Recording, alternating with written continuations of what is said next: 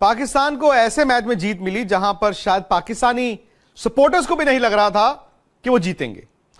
जब आप 345 run chase कर रहे हो और आपको पता है कि वर्ल्ड कप में आपने कभी सक्सेसफुली 263 से ज्यादा चेज ही नहीं किया, तो ऑड्स आपके खिलाफ हैं। फिर इमाम आउट हो जाते हैं, फिर बाबर आउट हो जाते हैं, मैच खत्म हो चुका है। लेकिन यहीं पर आज वो पुराना पाकिस्तान दिखा, क्योंकि पाकिस्तान की एक खासियत थी, वो इनकंसिस्टेंट होते हैं, वो खतरों के खिलाड़ी होते हैं, और जब जब पाकिस्तान की टीम की पीठ दीवार पर लगती है वो टीम फिर डेंजरस हो जाती है। अरसे से लग रहा था कि ये वाली टीम जो है शायद उस तरह की नहीं लग रही, बाबर पर बहुत डिपेंड करती है, रिजवान पर बहुत डिपेंड करती है, लेकिन खतरों के खिलाड़ी नहीं लग रहे थे। एंड द मोमेंट आप खतरों के खिलाड़ी बन जाते हैं, अपने लिए तो डेंजरस हैं ही, सामने वाले के लिए भी डेंजरस बन जाते हैं। तो मुझे लगता है कि पाकिस्तान की ये जीत उनके वर्ल्ड कप के कैंपेन को वो इंजेक्शन लगाएगी। क्यों? क्योंकि आप 2 मैच खेले, आप भले दोनों टाइट मैच खेले, नेदरलैंड्स के खिलाफ आप रस्टी थे, श्रीलंका के खिलाफ आपने 350 रन खा लिए, लेकिन बाबर इमाम के रन ना बनाने के बावजूद पाकिस्तान दोनों मैच जीता है। तो पाकिस्तान को मिला क्या है? पाकिस्तान जानता है कि रिजवान उनके एक बड़े मैच विनर हैं, वो रहते हैं, लेकिन रिजवान ने आज जो 50 ओवर कीपिंग करने के बाद ये अनबीटन 100 बना दिया, मैच निकाल के ले गए। लेकिन उससे बड़ी चीज पाकिस्तान की जो टीम को इस वर्ल्ड कप कैंपेन में मिली है, वो मिली है ऊपर से अब्दुल्ला शफीक, जिनको आज खिलाया क्योंकि फखर जमान को ड्रॉप कर दिया गया। अब्दुल्ला शफीक 100 बना गए। 100 को उस दिन खिलाया था सलमान आगा की जगह, एक डाउट था इसको खिलाए उसको खिलाए इसको खिलाए, वो उस दिन भी रन बना गए, आज भी बना गए। यानी कि 2 ऐसे यंगस्टर्स जिन्हें पाकिस्तान सेकंड चॉइस खिला रहा है, वो मैच जिता रहे हैं। रिजवान है ही, और फिर आप ये कहोगे यार अभी तो देखो इमाम ने और बाबर ने रन नहीं बनाए, इफ्तिकार नीचे आके रोल प्ले कर देते हैं। लेकिन पाकिस्तान जब भारत के सामने आएगा तो पाकिस्तान यह जानेगा कि इंडिया की टीम डरती किससे है। अगर कोई डर खाता पाकिस्तान का भारत के खिलाड़ियों के जहन में है तो पाकिस्तान की बॉलिंग का है। भाई वो मैच जो वर्ल्ड T20 फेमस इनफेमस जो भी आप मुल्क से उसे देख रहे हैं 2021 में, वो पाकिस्तान ने बॉलिंग से जीता। और ठीक है, बाद में लोग कहेंगे जी 10 विकेट रन नहीं थे भारत के पास।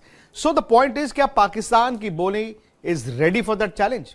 अब पाकिस्तान हैदराबाद से अहमदाबाद आएगा, अहमदाबाद में कंडीशंस थोड़ी अलहदा होंगी। अब वहां पर पाकिस्तान को यह देखना है कि उनकी बॉलिंग क्या भारत के खेमे में पैनिक करा सकती है। क्या Shaheen Shah Afridi can come to party, because Shaheen Shah Afridi unfortunately उस टीम के लिए इस वर्ल्ड कप में बेरंग दिखे हैं। हसन अली बेहतर दिख रहे हैं, पर हसन अली शायद वो इंपैक्ट नहीं कर पा रहे जो नसीम शाह एक एंड से करते थे और अफरीदी को सामने वाले एंड से मदद मिलती थी। हसन अली ने विकेटें ली हैं। फिर हारिस राउफ नई बॉल से पिटते हैं, लेकिन दोनों मैचों में उन्होंने पीछे आके विकेटें ली हैं, विच मींस कि उनको शायद नई गेंद को थोड़ा बेहतर डालना है। और पाकिस्तान नई गेंद पर रन खाता है, मिडिल ओवर्स में बहुत रन खाता है और एंड के 10-12 ओवर में आके कंट्रोल करता है, विच मींस कि उनको मिडिल ओवर्स में दिक्कत आ रही है। अगर नवाज और शादाब विकेटें नहीं लेंगे तो भाई टीमें फिर आपको 350 ही टांगेंगी। मैं सीधा इंडिया वर्सेस पाकिस्तान पे जाता हूं। इंडिया वर्सेस पाकिस्तान, अगर पाकिस्तान 2 मैच जीत के आया है, उनमें से एक श्रीलंका के खिलाफ, दिल फील रिलीव्ड कि भाई ऐसा है, अगर हम इंडिया से हार भी गए तो हम वर्ल्ड कप के सेमीफाइनल की दौड़ से बाहर नहीं होंगे। अगर वो श्रीलंका से हार जाते तो शायद वो आधे अधूरे मन से, आधा अधूरा इन द सेंस कि वो अंडर प्रेशर आते, और फिर इंडिया से भी हार जाते तो अचानक से आप कहते हो यार हमारा कैंपेन तो खत्म हो गया, अरे हम ये 2 मैच हार गए यार, और फिर और भी हार सकते थे। बट द मोमेंट आपने श्रीलंका को हरा दिया, अब इंडिया के मैच में उस एक्सेस बैगेज के साथ नहीं आ रहे हो। हां, इंडिया वर्सेस पाकिस्तान वो एक्सेस बैगेज होता है कि इससे नहीं हारना, वो कहता है जी इससे नहीं हारना, फैंस कहते हैं उसको मार दो, दूसरे फैंस कहते हैं उसको पीट दो। उसको आप अगर निकाल दें ओवरऑल वर्ल्ड कप के लिहाज से, वो प्रेशर नहीं है कि यार ये मैच हार गए तो बाहर हो गए। Same goes for India. India के लिए एक ऑस्ट्रेलिया वाला मैच तो मुश्किल मैच था ना भाई। ऑस्ट्रेलिया एक बड़ा दावेदार था, उस मैच में अगर इंडिया हार जाता तो हम ये कहते कि यार बड़ी टीम से हार गए। अब अगर पाकिस्तान का मैच उल्टा हो गया तो क्या होगा, बट बिकॉज इंडिया ने ऑस्ट्रेलिया को हराया है और इंडिया जब वहां पे 2 मैच खेल के अहमदाबाद में पहुंचेगा तो वो भी इस बात को समझेंगे कि यार पाकिस्तान तो है बट डोंट वरी। और आई थिंक ये ना बैटल ऑफ नर्व्स होते हैं, ये आपके नर्व्स को सेटल डाउन कर देता है कि यार ये एक मैच है। हां जी, हम और आप और 1,35,000 लोग जो स्टेडियम में बैठे होंगे, हम इसे जंग बनाएंगे, बहुत कुछ करेंगे, बट द मोमेंट पहला बॉल डल जाएगा ना, वो दोनों टीमों को आप देखेंगे उस प्रेशर को शायद जो टीम बेहतर सोक इन करती है वो जीतती है। कुछ दर्द, कुछ तकलीफें, कुछ तस्वीरें हमेशा याद रहती हैं और मोहम्मद रिजवान की इस दर्द भरी पारी में पाकिस्तानियों के चेहरे पर जो मुस्कुराहट आई है, इसे लंबे समय तक पाकिस्तानी और क्रिकेट फैंस याद रखेंगे।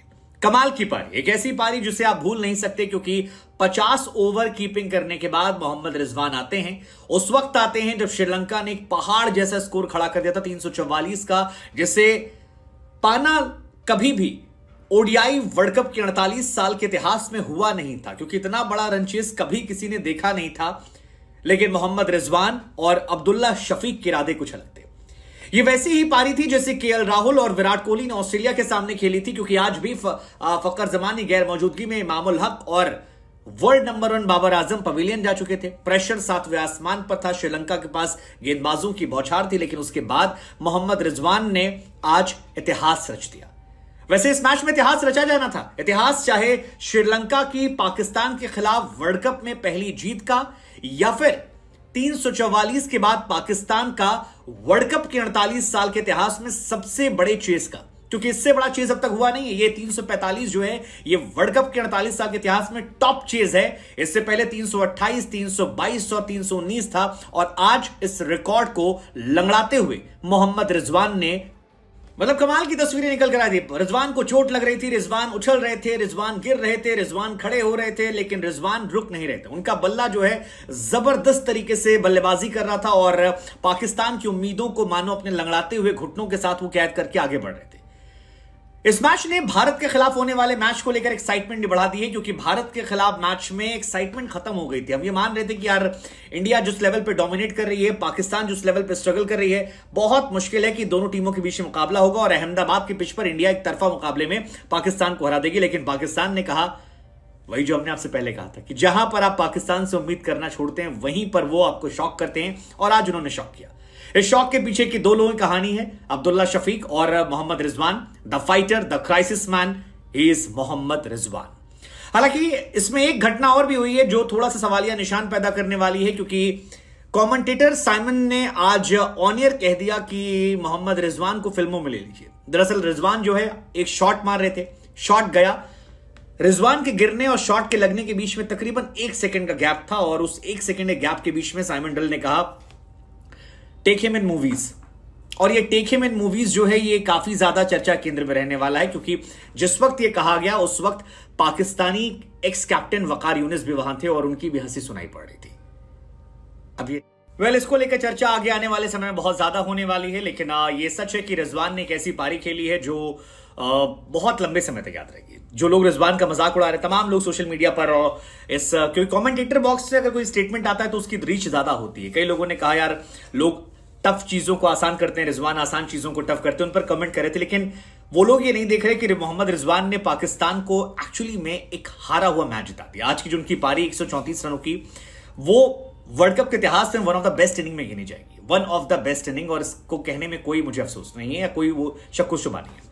मोहम्मद रिजवान पाकिस्तान के लिए सेवियर है। इस मैच में 134, पिछले मैच में 68, उससे पहले 86, उससे पहले 2, 63, 44, 67, लगातार हर मैच में रिजवान रिस्पेक्ट गेन कर रहे हैं, लगातार फाइटर की तरह लड़ रहे हैं, और आज की उनकी तस्वीरें चर्चा के केंद्र में रहने वाली है। आप उनकी जितनी तारीफ करेंगे उतना ज्यादा कम है। हालांकि तारीफ जो है आज अब्दुल्ला शफीक की भी होनी चाहिए। अब्दुल्ला शफीक ने फकर जमान को रिप्लेस किया और फर्स्ट पाकिस्तानी प्लेयर बने जिन्होंने वर्ल्ड कप के डेब्यू में शतक ठोक दिया। कमाल की पारी थी। अब्दुल्ला शफीक ने जो नींव रखी वो कमाल की थी, क्योंकि इमामुल हक उनके साथ आए थे, 12 बॉल पे 12 रन बनाकर आउट हो गए। बाबर आजम जो थे 15 बॉल में 10 रन बनाकर आउट हुए। और एक्चुअली में जब बाबर आजम आउट हुए तो उस वक्त लगा कि पाकिस्तान की पहुंच से ये मैच बहुत दूर है, क्योंकि 7 ओवर में 37 रन थे। लेकिन शफीक हैदराबाद की सरजमी पर 24,000 क्राउड के सामने अब्दुल्ला शफीक की बल्लेबाजी जो है वो बहुत लंबे समय तक याद रहेगी। ये सवाल नहीं पैदा करती है क्या फकर जमान की यात्रा पूरी हुई क्रिकेट में? अब्दुल्ला शफीक की जो बल्लेबाजी है, इसके बाद आप अगली कई मैचेस तो आप किसी और के बारे में सोचने वाले नहीं है, बिकॉज वर्ल्ड कप में डेब्यू, सामने 23-24,000 क्राउड, और उसके बाद आना पहला मैच, 23 साल की उम्र आपकी है और 37 पे 2 विकेट, इमामुल हक और दुनिया के नंबर 1 बल्लेबाज बाबर आजम पवेलियन में, और उसके बाद एक शतक मारकर जाना जो पाकिस्तान के इतिहास का पहला शतक है। ये कमाल है, ये कमाल है। और ये तमाम पाकिस्तान की जो कमियां थी, पाकिस्तान की खराब फील्डिंग, पाकिस्तान की खराब गेंदबाजी, बाबर आजम का फ्लॉप शो, इमाम का गायब होना, इन तमाम कमियों पर यह पारी जो है ये खामोशी पैदा करती है और यह बताती है कि पाकिस्तान को आज एक नया स्टार मिला, एक ऐसा स्टार मिला है जो सुपरस्टार बनने की काबिलियत रखता है। यह पाकिस्तान को एक बैलेंस टीम बनाता है क्योंकि टॉप से रन बने, मिडिल ऑर्डर में रिजवान काफी इंटैक्ट हैं और अगर एक दो लोग और फॉर्म में आ गए, जैसे हसन अली ने अच्छी गेंदबाजी की है, सो पाकिस्तान आगे आने वाले वक्त में सरप्राइज देना शुरू कर देगी और